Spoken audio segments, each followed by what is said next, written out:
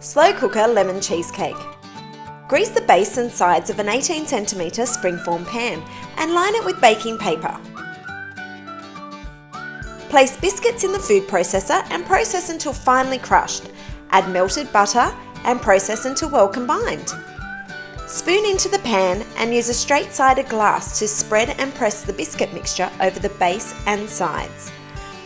Place in the fridge for 30 minutes to chill. For the cheesecake filling, put cream cheese, sour cream and sugar in a bowl and use an electric mixer to beat until smooth. Add eggs and beat until well combined. Then add flour, lemon rind, lemon juice and vanilla.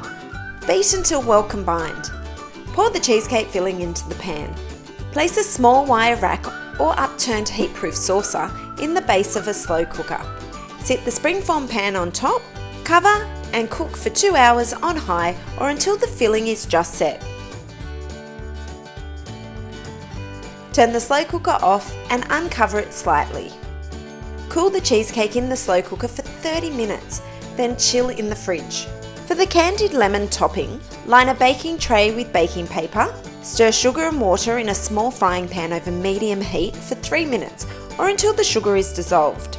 Add the lemon slices to the syrup and cook for 30 minutes, turning occasionally. The lemon rind should be translucent.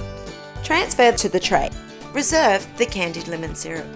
To serve the cheesecake, place on a plate and top with whipped cream, candied lemon and lemon zest. Drizzle with candied lemon syrup. For more cheesecake ideas, head to our baking playlist here and make sure you don't miss out on any of our videos. Click here to subscribe.